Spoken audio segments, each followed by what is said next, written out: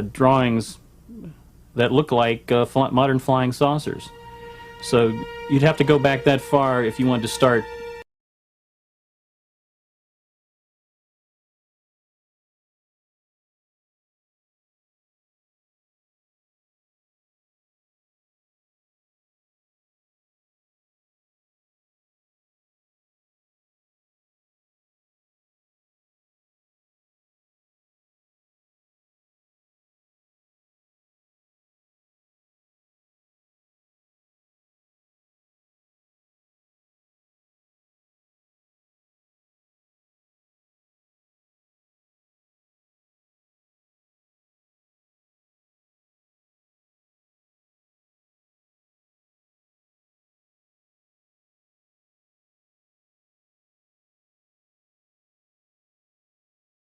Records in which people describe different kinds of flying objects which they have seen.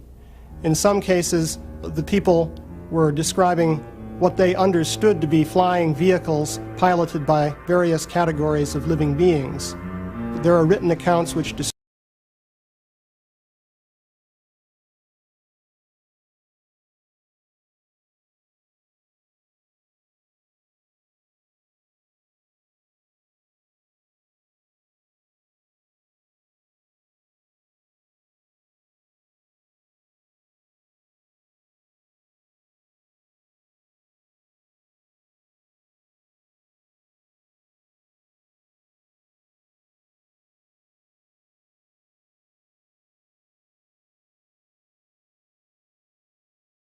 an alien in a space helmet. Is it a diving helmet, or is it just a decorative piece of work from a science fiction writer of several thousand years ago?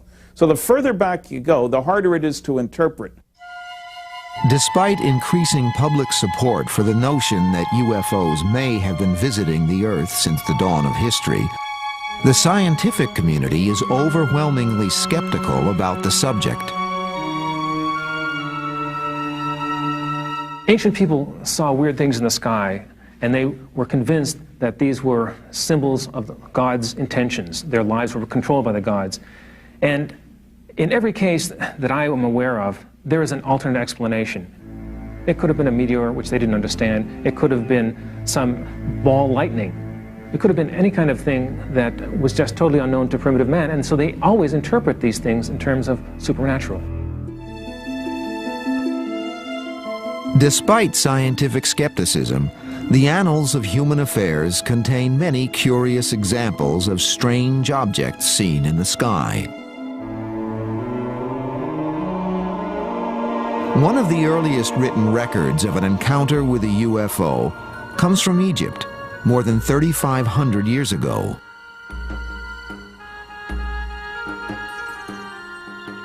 There's a story about Tutmos III, Egyptian pharaoh, who saw circles of fire in the sky and started off with one, and then the report says that there were, a few days later, there were many of them in the sky.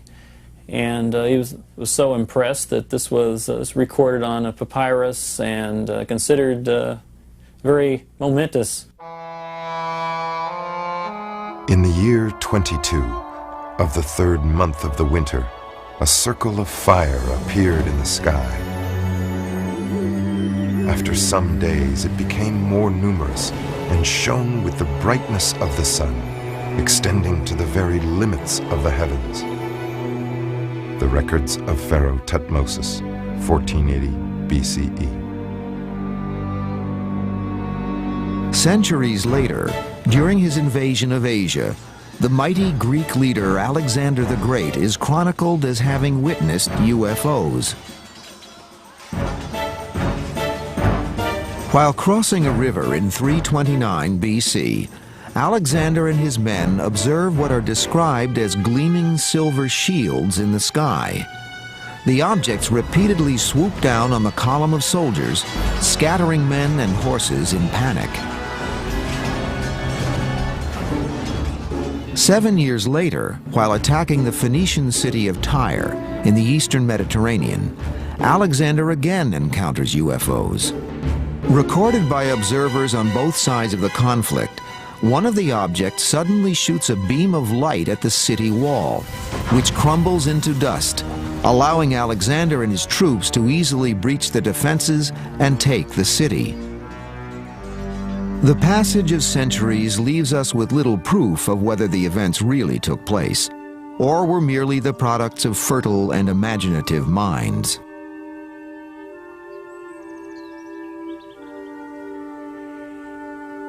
Remember, the working hypothesis for historians for hundreds of years has always been that mankind is alone, that there are no intruders from outer space, that there were no advanced civilizations, that our civilization, and each generation thinks this, is at the peak. We're it. Well, unless you throw out those assumptions, there's no way you're going to get at the truth of these old accounts. Many of the accounts are mystifying indeed. Medieval Europe was the scene of a mysterious incident in 1463 when a strange slab-like object reportedly appeared in the sky. Surrounded by flames and a bright light, it glided eerily above the landscape. This drawing was made by Hermann Schaden, a witness to the event. A century later, another witness recorded this unearthly occurrence above the skies of Nuremberg, Germany. On the morning of April 14, 1561, huge round cylinders were said to have appeared above the city. Smaller circular objects emerged from them, appearing to engage in battle with one another. 5 years later, a similar display was reported above Basel, Switzerland. This time, many of the objects attacked one another, were consumed by fire, and then vanished without trace. Once again, the encounter was documented by a local witness. By the early 19th century, the world seemed to be resonating to the mysterious presence of unidentified flying objects. Countless theories were proposed as to what they were and where they came from. A lot of the ancient stories about UFOs are really stories about angels and leprechauns and things of that sort, which existed in the mythology of the time. They're, I think, a product of the very powerful fantasy ability of the mind. After all, everyone dreams. The subject of UFOs is a sensitive one, with supporters on opposing sides of an ongoing debate. We have today an enormous body of evidence of people seeing consistently reported beings in terms of their shape, their size, little details that indicate a phenomenon is going on where those beings are associated with spacecraft, flying saucers, call them what you want. So I think as an explanation, oh, people are just seeing the same leprechauns that they saw before, is a foolish explanation. Maybe the people back then were seeing the same little gray guys that are coming here now.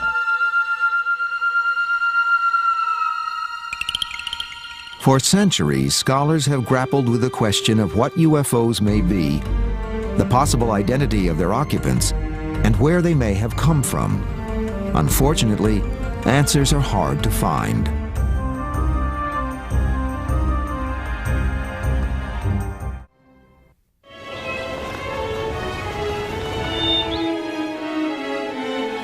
The saga of events that once played out against the landscape of the Middle East is enshrined in the Western world's most revered book, the Holy Bible.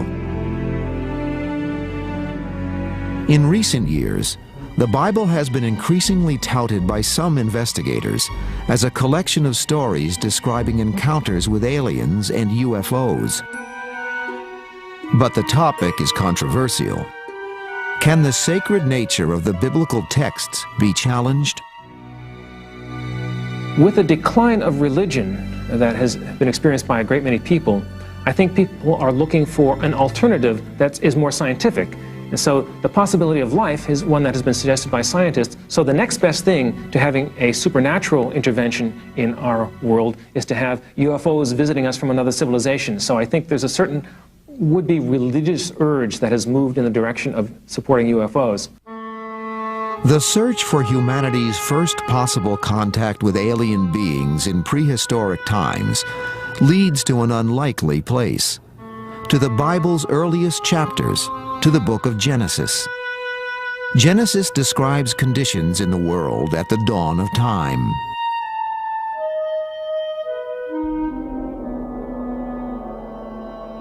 There were giants in the earth in those days, and also after that, when the sons of God came in unto the daughters of men, and they bore children to them. Genesis 6:4. Exactly who were the giants in the earth and the sons of God mentioned in the text? While most English Bibles use the word giants, the original Hebrew word is Nephilim. One translation of the word Nephilim is the men who came down, or those who came down, meaning those who came down from the sky. So it may not mean necessarily that they're physical giants. They could just be something like great heroes that came down from the sky and produced a hybrid race. For many investigators hoping to unlock the mystery of UFOs in the ancient world, the Bible contains other intriguing clues. The Bible is full of UFO references that can be interpreted as such, and they were very well recorded. One of the best examples of classic UFO story is the story of Moses. 3,500 years ago, an epic period in biblical history begins when Israelite slaves are finally released from bondage in Egypt. Under the leadership of Moses, they begin a 40-year trek through the wilderness, en route to the Promised Land. But according to the Bible, something very mysterious guides the multitude through the barren desert.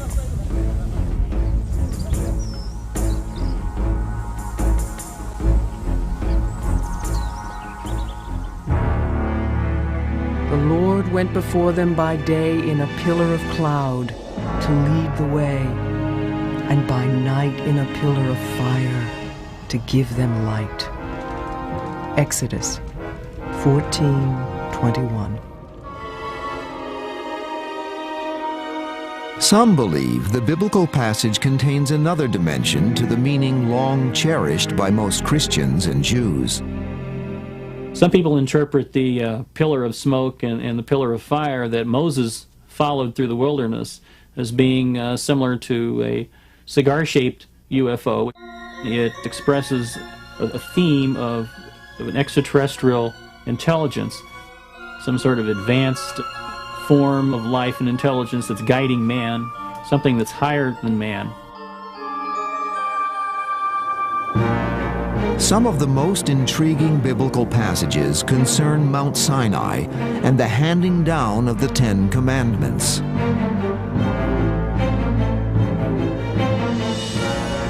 Mount Sinai was covered in smoke because the Lord descended upon it in fire, and the smoke ascended as the smoke in a furnace, and the whole mountain quaked loudly. And when the voice of the trumpet sounded and waxed louder, Moses spake, and God answered. Exodus 19:18. When Moses returns with the Ten Commandments after his encounter with God or Jehovah on Mount Sinai, his skin mysteriously shines with an unearthly glow. His hair has turned snow white. The story of Moses has been tied in with an extraterrestrial encounter. His hair was turned white, which some have linked with the possibility of radiation exposure and so forth. It's easy to see how this could be regarded as a classic UFO encounter. The notion that the Israelites may have been led to the Promised Land by some form of extraterrestrial entity has attracted many adherents in the last few decades. But understandably, scientists and religious leaders fiercely challenge the idea. We're dealing very much with an interpretation, and we're dealing with an issue that I think has potential for being highly controversial, because after all, if you say that Jehovah is an ET, then that changes the basis of Judaism and Christianity in a very fundamental way. But it is a question of interpretation. It's so easy to speculate. You can look at almost any story and find something that could have been signs of an extraterrestrial. But what you have to do, if you want to have such an incredible explanation, you have to have very strong proof. Otherwise, you're just gullible. Hints at possible biblical connections with extraterrestrials or UFOs are not confined to the book of Exodus. In the second book of Kings, there is the intriguing story of the prophet Elijah, who lived around 900 years before the time of Jesus. While Elijah crosses the river Jordan with his son Elisha, a strange airborne craft appears.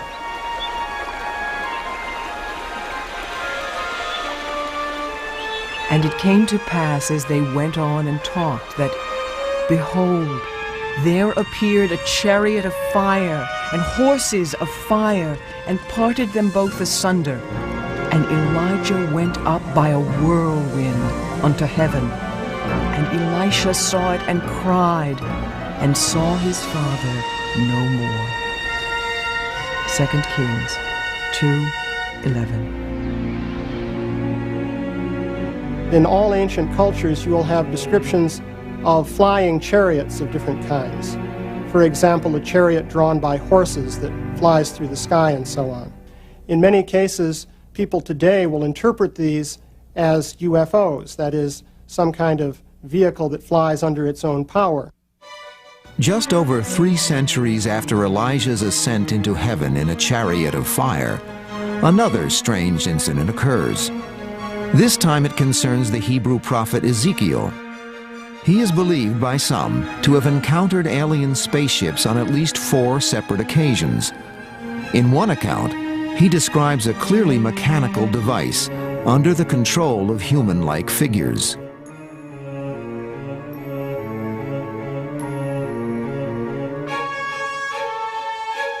I saw 4 wheels, one wheel beside each cherub. In appearance, they were like sparkling topaz, and all 4 were alike, like a wheel within a wheel. They moved in any 4 directions, never swerving from their course. Ezekiel 10:8. Based on the biblical description of the strange flying device, in the 1960s, NASA engineer Joseph Blumrich constructed this model. Is this what Ezekiel saw? I don't know what Ezekiel saw, if he saw anything. One possibility is he was dreaming. Another possibility, he had some hallucinogenic mushroom or something of that sort. Another possibility is that he met another tribe that might have had torches and masks that were very frightening to him, and he just saw something otherworldly that he couldn't explain, and so he made up this story that explained it as best as he could with the terms that he understood in his time. Despite the ambiguity of biblical accounts, other records from prehistory have intensified the debate. Some could be interpreted to suggest that UFOs and extraterrestrials have influenced pivotal events in human history.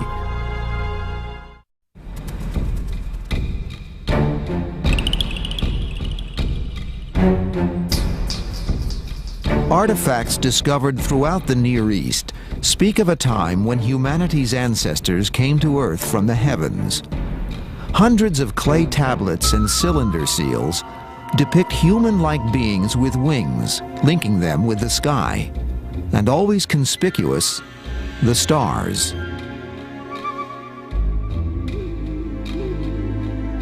If you look at the ancient history of the Near East and consider the Sumerians and Babylonians, you'll find that these peoples believed that their civilization was given to them by beings who came down from the heavens.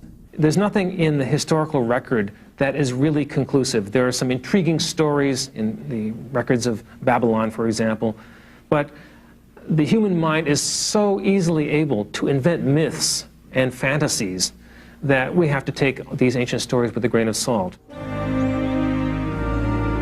Yet archaeologists have often pondered on the exact process which led to civilization as we know it. For it was with the suddenness of a sunrise that human ingenuity and engineering skills arose from the Stone Age and burst forth onto the landscape of history.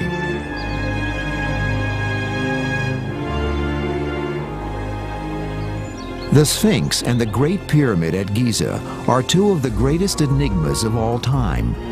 The exact dates of their construction are still cause for debate.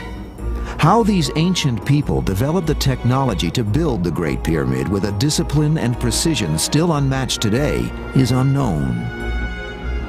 The Great Pyramid of Egypt stands more than 450 feet tall. It weighs more than 6 million tons, and it has a footprint in excess of 13 acres. It's perfectly aligned to true north, south, east, and west. To achieve that precision of alignment with a monument on this scale is an extraordinary technological feat, and one that is continuously overlooked by our scholars today. Suddenly, out of nowhere, this extraordinary monument, a high-tech achievement by any standards, just appears on the desert. This is a great mystery, totally unexplained by conventional history, and one that requires us to use our minds and our imagination and intelligence to try to work out what on earth is going on here and what it says about the origins of human civilization, of the origins of our society, and our view of the past and where we came from. My sense is that we're missing a huge part of the human story. I think it's possible, indeed probable, that we are a species with amnesia, that we've lost the record of our story going back thousands of years before so-called history began. And I think if we could go back into that dark epoch, we would discover many astounding things about ourselves.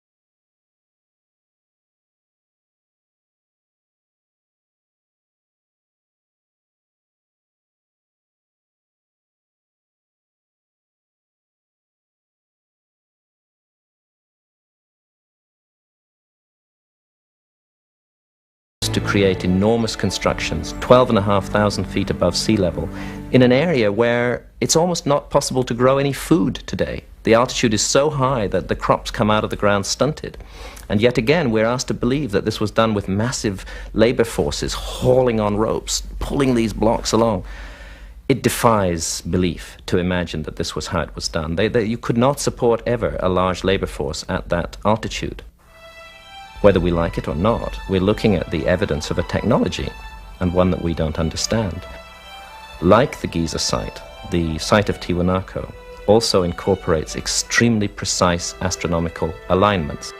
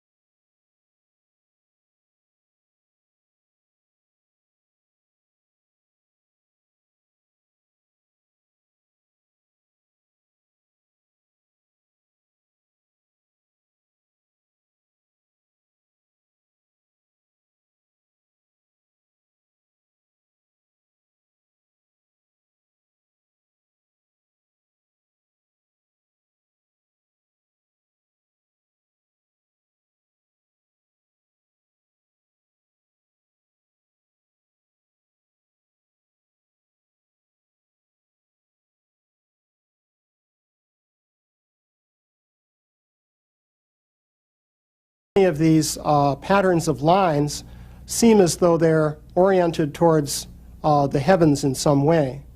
We really don't know what they were for, or or how they were interpreted by the people who made them. I think that this may be one explanation, that the Nazcans were projecting these into the sky and using them for religious and ceremonial purposes. But the Nazca lines really do constitute a mystery. No one really knows what they were for. Like so much of the ancient world, Nazca broods silently, its secrets lost in time.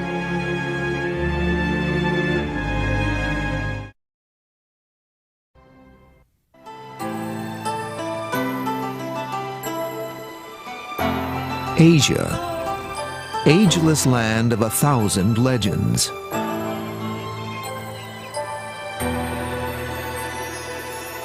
It is also a continent of intriguing riddles.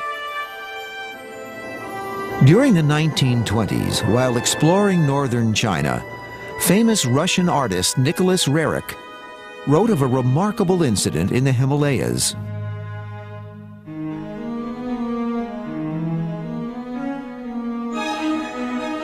On August 5th, we were in our camp, and at about 9:30, some of our caravanners noticed a huge shining oval shape flying high overhead. It came from the north at great speed, crossing our camp before disappearing into the clear blue sky. It had a bright, luminous surface, brilliant in the sun. Nicholas Roerich, Travel Diary, 1926.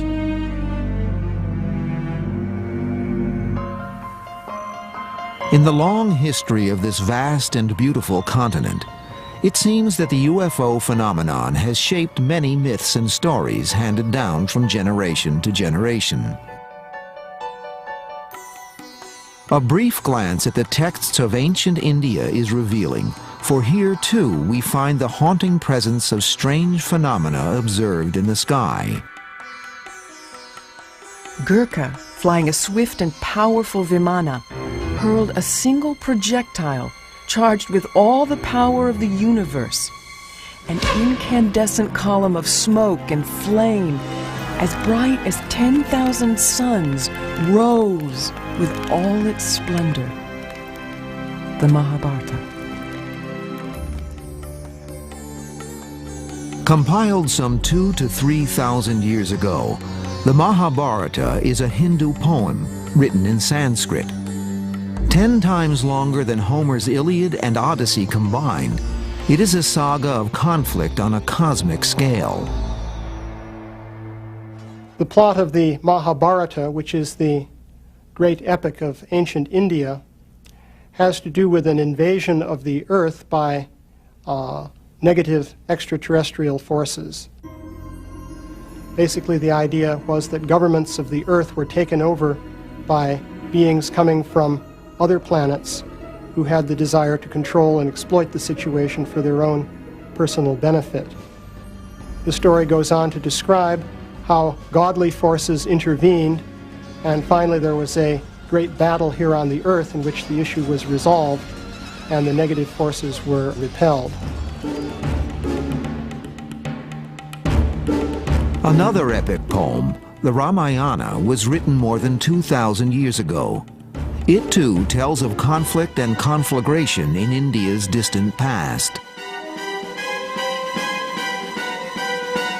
The Vimana was a weapon so powerful that it could destroy the earth in an instant.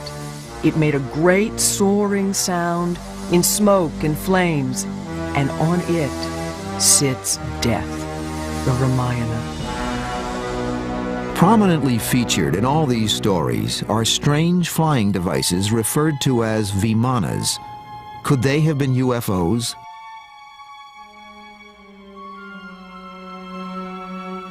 The Vimana is described in some detail, and its flight pattern is also described. It's quite interesting because it is very similar to the pattern of flight which is described in the context of modern UFO sightings. For example, the Vimana would move in a very abrupt zigzag fashion. It would sometimes disappear from sight.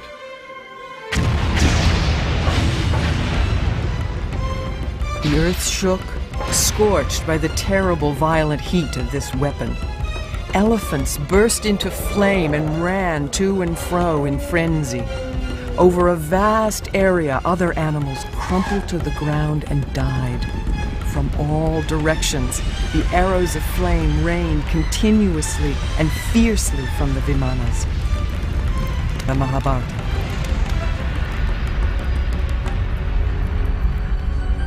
They were described as flying fortresses that were used for aerial battles.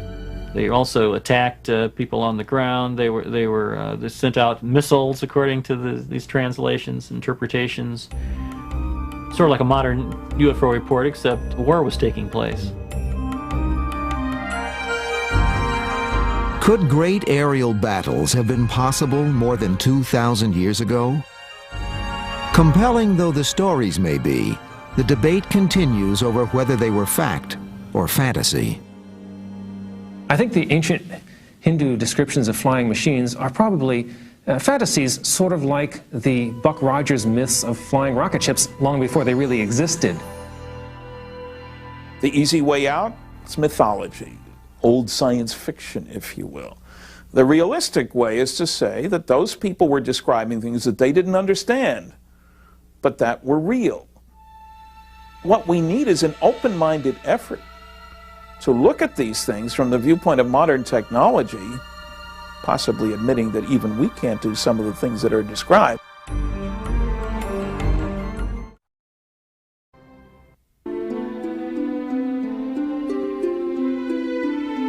While many believe that the Earth has been visited by extraterrestrials in their spacecraft, could this indeed be possible?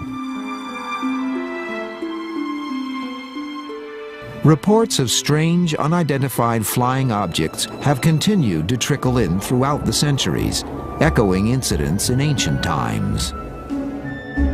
By the 1940s, the term flying saucer had entered the vocabulary of a fascinated world. Suddenly, seemingly everywhere, the skies were filled with UFOs of every description. In the ensuing decades, UFOs were witnessed by people from all levels of society. Even astronauts saw them. I personally believe in UFOs, and I believed in UFOs before I got into the space program. I just personally believe that there are other civilizations somewhere out there that people are traveling from. This was in the early 1950s when I was flying fighters in Germany. And these objects were coming over our base that appeared to be the same kind of formations that we fly in our fighters. On occasion, their movements were more erratic than ours, which meant they could really accelerate laterally and accelerate fore and aft more readily than we do. But we felt that they looked very much like high-flying fighters, except they had no wings. They were certainly higher and faster than any airplanes we know of here on Earth at that particular time, and they certainly appeared to be saucer-shaped and metallic.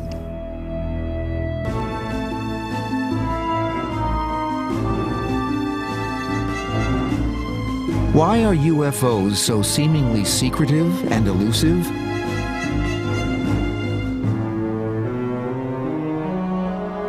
If extraterrestrials are visiting the Earth, some believe that this question only can be answered by direct face-to-face contact with them.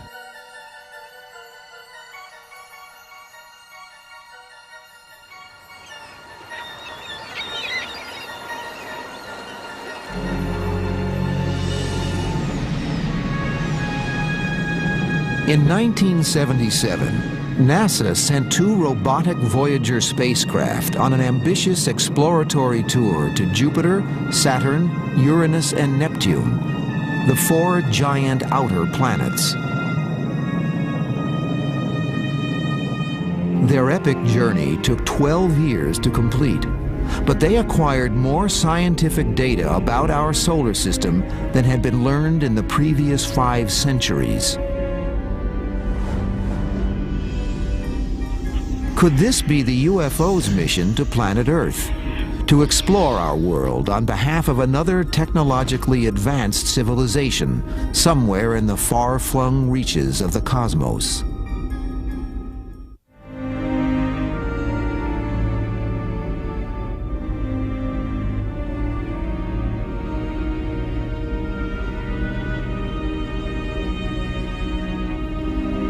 While we now know that the chances of finding intelligent life in our solar system are extremely unlikely, our sun is but one of billions in our galaxy, and the galaxy itself is but one of countless galaxies spread throughout the universe.